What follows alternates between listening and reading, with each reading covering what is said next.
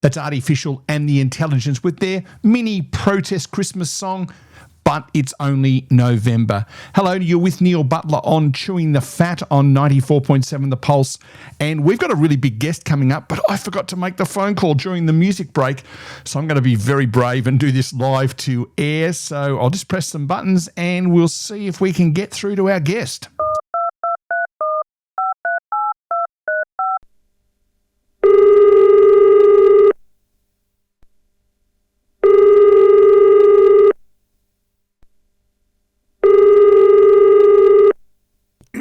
Hello, North Pole Telephone Exchange. How may I help you? Yes, hello, it's Neil Butler calling from 94.7 The Pulse in Geelong, Australia, on a radio program called Chewing the Fat. I should just warn you that you are actually on the radio at the moment, so please don't say anything you don't want broadcast. I was hoping to speak to Santa Claus, please. That might be tricky at this time of the year. As you can imagine, Santa is very busy this week. Okay, I understand that, but it would be really disappointing for all the children who are listening and the mums and dads if I can't get to speak to Santa. Okay then, I will put you on hold if that's okay with you. I will check with one of his elves and come back to you. Thank you, Santa is happy to chat to you, only because you're from 94.7 The Pulse in Geelong. I'm putting you through now.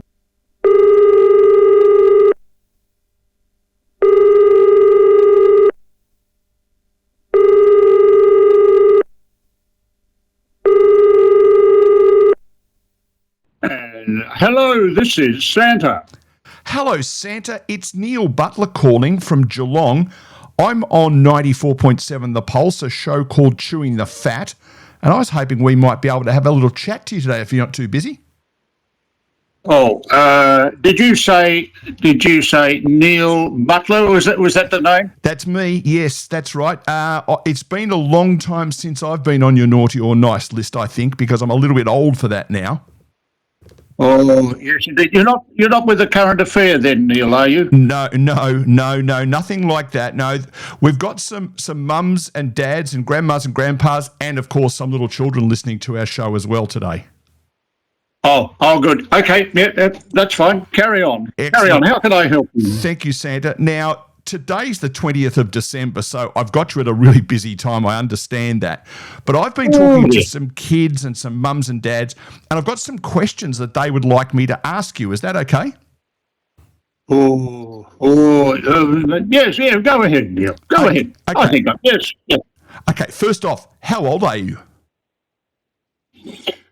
Look, that's difficult to say, Neil. I'm about the 25th generation, you know. Yeah. My age, well, let me say, I'm older than my teeth and not as young as my hair. Fair enough too. And interestingly, my grandson, Maverick, did something for me for Father's Day, and he thought that I was 1,000 years old. So I'm not sure whether you're quite that old.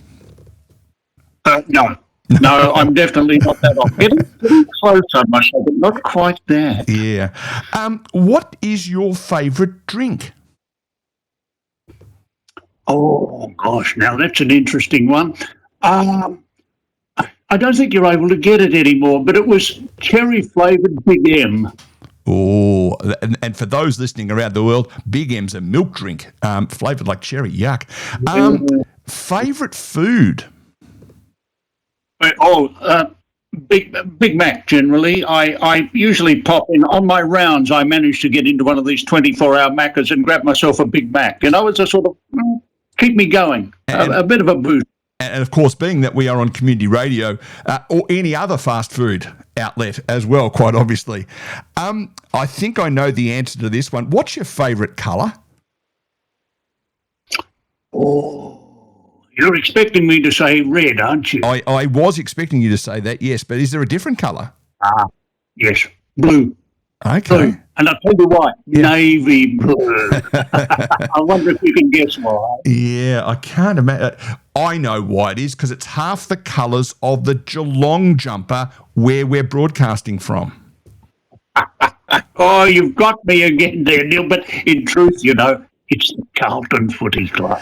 It's interesting that someone like Santa, who lives so far away from Australia, has got a football team that he follows in the AFL. I assume you've got other clubs in the soccer and the basketball and all those other sports around the world as well. I won't ask you to name them, but I assume you've got special teams. Oh, basketball, not so much. In the American Football League, the NFL, the New England Patriots, and of course in the EPL, Crystal Palace are doing reasonably well this year, I must say. Excellent. Okay. Now, this one, I could have a guess, but I'm going to ask you, what's your favourite Christmas song? Oh, Driving Home for Christmas. Okay. I thought you might have said Santa Claus is coming to town, only because if I had a song called Neil Butler is coming to town, I'd want to play it a lot. Nah, it's overdone. There's the problem. It's overdone. Santa Claus is coming to town, yada, yada, yada. It goes on forever. No. Okay. No, like the other one. Well, after we've talked, I might play Driving Home for Christmas, especially for you. There we go. Oh, thank you. Okay, now how did you learn to make such amazing toys and other things? Who taught you? A lot of it was handed down by my grandfather. Not my father. Mm-hmm. He wasn't too good with tools and the handyman stuff. No, my grandfather. He was a ripper, and he worked for Mattel for a number of years back in the day.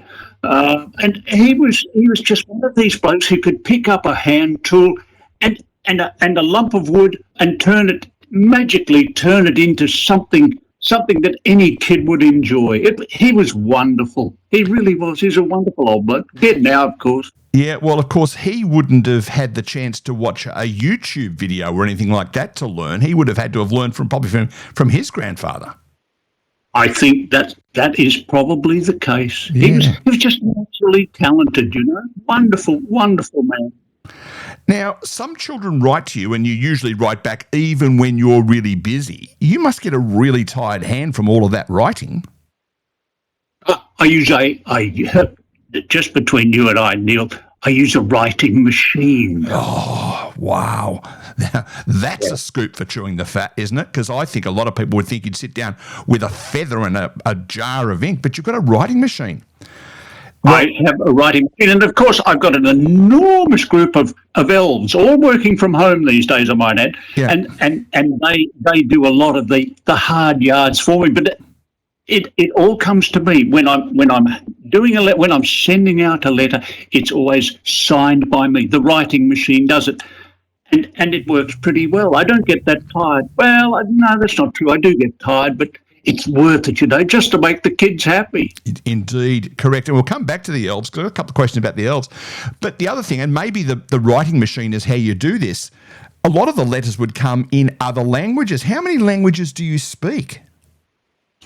I personally speak, wait for it, are you ready for it? 97. Oh, wow. That's pretty impressive. Yes, pretty impressive. I used to be able to count to 10 in 3 different languages, but the problem was I'd get halfway through and change languages without realising. Yeah. Well, you see, I've been doing this for so long, Neil. It just comes to me as second nature. Yeah, no, and fair enough too. Well, sometimes kids write to you and sometimes they come to the shopping centre or the local sporting club or whatever, and they tell you what they would like you to bring if they're on the nice list. What happens if they don't write to you or they don't visit one of your helpers at a shop? How do you know what to give them? You see, that's the beauty of the modern technological age, CCTV. And being able to tap into social media platforms. We see everything up at the North Pole. We watch, you see, and algorithms. Oh, wonderful algorithms. Love them. They're terrific. I know what you've been up to. Do you? Oh, dear. And, of course, that wouldn't be an algorithm. Surely it would be an algorithm, wouldn't it? Oh, I love that. Well done, Neil. You can use that anytime you'd like to. So those helpers that work in the shopping centres and so forth, how do you choose them? Because that must be really hard to choose people who look like you and sound like you and behave like you. Yes. It's not easy. We go through a very, very long employment screening process, as you can imagine, because most of my helpers also have to be masters, or indeed, can I say mistresses, because not all of those elves and Santas are boys. There are some girls in there as well. But they need to at least be able to speak some of the 97 odd languages that I can talk, so they can communicate with little kiddies from all around, all sorts of cultural backgrounds. It's wonderful, but it's a long process. And you have to be very talented to be included on our shortlists. I can imagine you would. So that's 3 lists you've got: the naughty, the nice, and the help us shortlist. That's interesting. I didn't realise it was a 3rd list.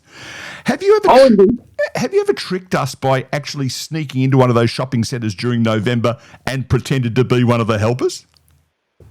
Now that that'd be giving away one of my secrets, wouldn't it? I think Fair Work Australia would have something to say about me sneaking up on people like that. I just don't think they'd buy it. So I tend to stay away. Do it because you see, of course, I can watch them with all this technology and the CCTV. I can watch what they're doing anyway. I don't even have to be there. Nice. Now, we talked about the elves. Have you got any idea how many elves work with you? No, well, yes. This year, I should say, for this Christmas during the last year, 104. The problem is not all of them actually come into the workshop these days. Most of them are working from home, which is it presents its own set of problems, but it seems to be working reasonably well, I have to say. Nice. So do they already know what they're doing when they arrive, or do you have to train them in doing what they have to do? Oh no, that's part of the employment screening process. Right. We've got a lot of potential tradies in there. You see, people who work with their hands, the sparkies, the chippies, the plumbers, and so on. So these are young people who will go on to permanent employment in the outside world after they've spent a few years working in my workshop, or indeed working at home in their own workshop. So it's not just a short-term proposition we're offering these people. They can earn a living for the rest of their lives in the outside world. Nice. Terrific school. Nicely done that. So it's on the 20th of December. You've got 4 days before the big trip. When do you start loading the sleigh? Well, you see, that is the real trick. What we do is load it over a period of time. We've started loading this week already. Okay. And I have to say, I've been subbing a bit of the work out in recent times. Yeah. I've been hiring some outside contractors to look after some support vehicles, so it's not all jammed into one sleigh. I've got a couple of others on standby that we hook up to in our journey. Well, what I'm saying? Yeah, that was the next question, because I wasn't sure whether you might have to go back to the North Pole mid-trip or whether you've got every present on the sleigh when you kick off. No, they're pretty well. Look, I'll let you into a bit of a secret. We've got these backup sleighs strategically placed throughout the world, you see? Right. So what happened? I empty one, zip, back to the next one, number 2, hook it up, and away we go. We continue our journey. But they're strategically placed. It's not as though we have to go back to the North Pole every time. No, we go back to a sleigh that's been planted in the Himalayas, for example, and hook it up, and then we check out China and that area around there. So, yeah, it works pretty well. No, outstanding. Because I know Australia Post have got those green boxes around the neighbourhood, and they drop the mail in there and they go backwards and forwards. So it's the same kind of system on a much, much bigger scale. Oh, much bigger scale. But I'll tell you this, Neil, it's getting more difficult each year. As the population grows, so do the numbers of children throughout the world. And seriously, we're going to have to think of subcontracting to somebody like Amazon or a third-party warehouse to make it easier and more efficient. Sadly, we're probably going to have to think about that anyway in the future. Yeah, no, well, certainly, when I was a boy, and a phrase that I had by law I have to include in this conversation at least once, the presents that you were giving out in those days weren't anywhere near as sophisticated as what they are now. Are there any presents that have stood the test of time that a 5-year-old Neil Butler might have got that you would be potentially delivering something similar to another little boy or girl this year? Oh, no. Now, there's a challenge. Look, it comes, strangely enough, despite the pressures, the peer pressure and all the other pressure applied to kids this year, there are still the old standbys, a footy for the boys and a doll for the girls. Yeah. You know, the old revival. They've been around for centuries. And I think whether people like it or not, whether some people like it or not, it will continue for centuries to come. Absolutely. Now, talking about reindeer, we know about Dasher, Dancer, Prancer, Vixen, Comet, Cupid, Donner, Blitzen, and of course Rudolph. They're what I would call the celebrity reindeer. Are they the only ones that pull the sleigh, or are there other lesser-known reindeer involved? Look, we have backup. We have backup. A backup team always on standby just in case. But, you know, those guys have been doing it for so long and they love it, of course. It's their time of year. It's their time to shine. Pardon the pun about the nose there. Yes, well done. And really, they just love it. So, yeah, we do have backup, but I've only had to use a backup once. That was about 4 years ago, and it was so hot. Poor old reindeer, they flagged. They really did. So we managed to get back up north and hook up a spare team. And they did a remarkable job as well. Because I guess they know where they're going, the ones that have been doing it forever, that the newbies would have to you'd have to have your GPS going. There you go. Yeah. You nailed it. Yeah. GPS, exactly. And you know, despite contrary rumours, we didn't finish up in a dam or off-road or anything like that. The GPS worked perfectly well. I think that only works when you're driving. Now, when you arrive at a house, and I've got a few questions about the logistics of that, but children leave food out for you and often for the reindeer. When my two, Lucy and Sam, you might remember Lucy and Sam, when they left food out, we always had to leave milk and some of Gran's fruitcake. When you get to different places in different parts of the world, do you get the same, milk and cookies type arrangement, or is it different food in different places?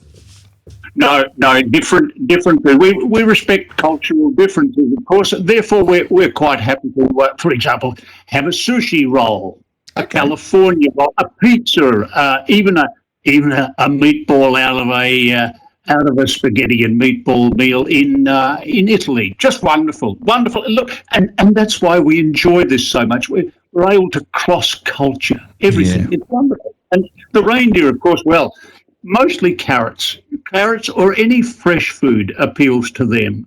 Carrots particularly, of course, but fresh veggies, they love it. Any country in the world. Yep, show them a plate of fresh veggies, they're into it. Big time. Because I was going to talk to you about the carrot. Again, Lucy and Sam used to leave a carrot out, and by the time you got to our house, you'd already been around quite a bit of the world. You'd been to even New Zealand and Samoa and Fiji, all those places you'd been to before.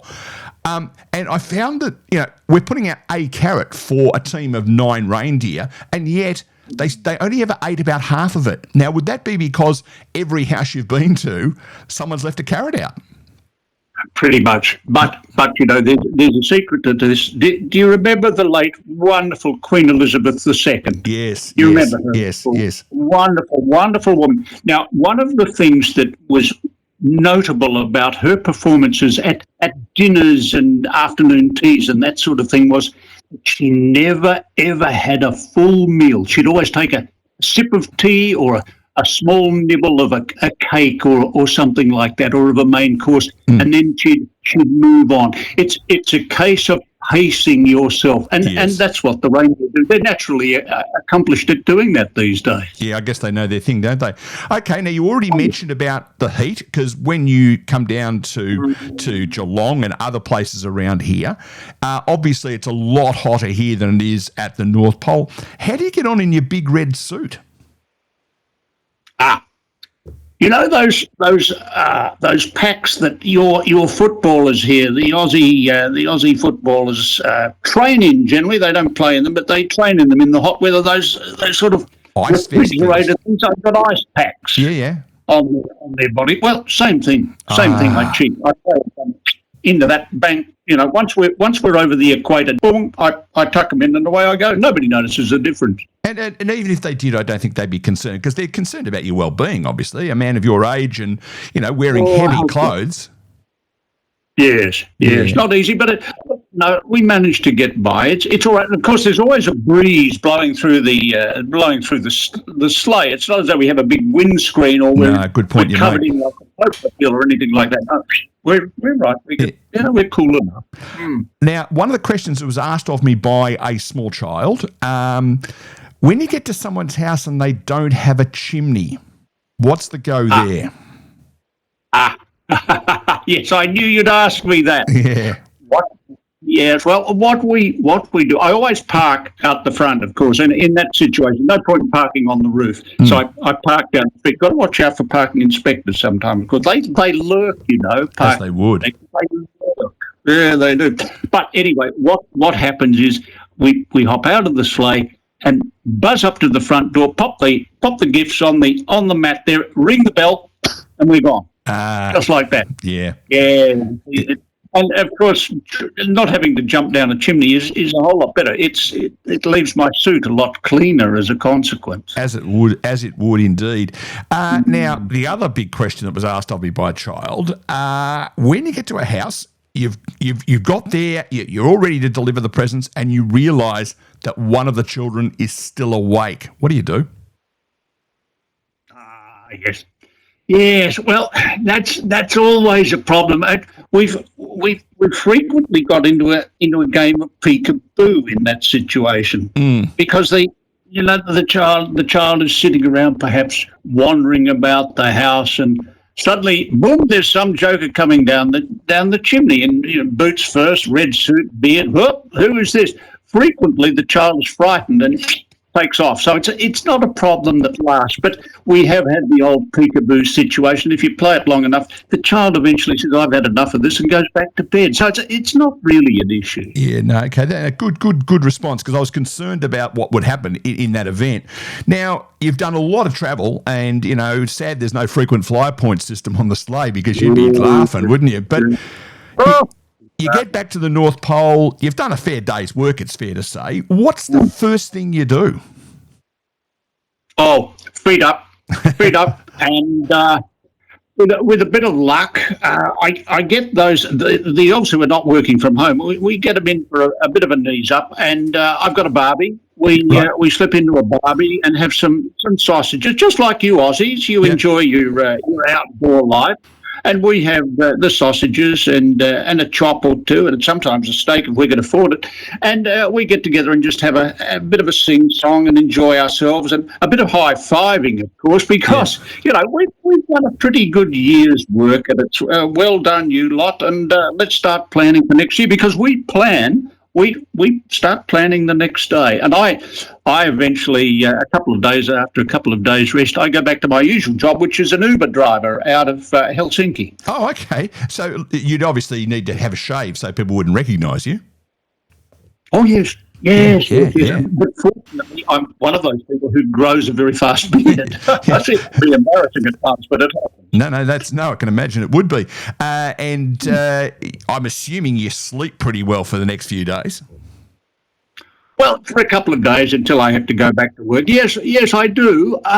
Because it's tiring, and a man of my age, it is. I'm thinking maybe this could be my last run, But there are plenty of other Santas out there. I've got young Fred. Fred, my oldest boy. He's sort of shaping up reasonably well to follow my chosen career. So we'll see how he goes. I'll have him along on the ride this time to just break him in a bit. I hope he likes red clothes. Oh, he does. He does, fortunately. Well, he'd look silly in blue, wouldn't he? He would, well, particularly navy blue. Now, a couple of other quite important questions I've got from particularly individual children. How do you keep track of kids when they move house between Christmases? Again, you see, it's the CCTV and all the social media, because kids inevitably let their friends know that they're moving to a new house. Well, we just track them. We track them. Yeah, we know where they are. In a caring and loving way, obviously. Now, another question, and this does quite close to home, if you know what I'm saying. Sometimes children get to visit Nana or Pop's house for Christmas, and they're not at their normal home. How do you know where to deliver their presents? Because I know that some are concerned about, if I go to Nana and Pop's house for Christmas Eve, the presents will be left in my other house. No, in that situation, we have to rely on a bit of help from mum and dad. We if they don't let us know in time, email and text message and so on. If mum and dad don't let us know in time, we say, look, we'll come down the chimney at your house, boom, boom, we'll pick up, we'll drop the prezzies. Now, you, mum and dad, you're responsible. So we tend to put the weight back on mum and dad to get those presents delivered so the kiddies can wake up to their presents. Oh, it works out. It doesn't happen a lot, but you're right, it does happen. Yeah. And one other last question from a child. Have you ever met Easter Bunny? No. No, okay. You keep well out of each other's space. I suppose you're driving an Uber in Helsinki at the time, aren't you? Yes. Hey, look, no, we work at different times of the year. Our paths have never crossed. No. The only Easter Bunny I'm familiar with got past here about 12 months ago, and we didn't. No, he came in. He was on a visitor's visa or something, and he popped in for a look around. But I wasn't working at the time. I was out driving my Uber, of course. So no, I've never actually crossed paths with him. Okay. Well, we're almost out of time, Sandra, and I'm so pleased that we've had this chance to chat. I do have a special request, and I'm not sure whether you're allowed to tell me or not. There are two young men called Maverick and Ned. I know they're listening. Can you tell me whether they're on the naughty or nice list? Well, now I really hope they're on the nice list. Just a moment. I'm just going to tap into my keyboard here and see what I can find out. Was that Maverick and Ned? N-E-D, right? Yeah. Oh, no. All is good. They're definitely. Oh no, they're right. No, they're on the nice list. They can be assured that Santa will be popping something nice under the tree for them. Nicely done. I'm just disappointed they weren't called Aaron and Abel or something, because it would have been so much closer to the top of the list for you, wouldn't they? But that's okay. Now, before I let you go, there are some children who are going to visit one of your helpers at the shops or somewhere like that this week. Have you finalised your list yet, or can they still tell your helper what they'd like for Christmas? Oh, no. They can still do it. But the best way is santa@thepole.com.au. Send me an email or rip into a text. That's the way to get the message across. There's still time. We can do this. We have a last-minute list, so we can still do it. Yeah, we can do anything. Excellent. And any advice for mums and dads who might be listening to us today on Chewing the Fat? Oh, my goodness. What can I say? Be nice to each other, and for goodness sake, have a safe, happy, and gentle Christmas and a very prosperous 2026. And Neil, thank you for allowing me this opportunity to talk to you and your friends. It has been arguably the thrill of my broadcasting career. I've had some great highs along the way. I've even been asked on occasion to fill in on a radio program in Melbourne, the Saturday afternoon program occasionally, but this tops all of that. Happy Christmas to you, Santa, and to Mrs. Claus, and all the elves and helpers and everyone else at the North Pole. Good on you. Thank you very much, Neil, and all the best to you. Have a safe trip. Thanks for spending some time with us on Chewing the Fat on 94.7 The Pulse. See you, Santa. Bye now.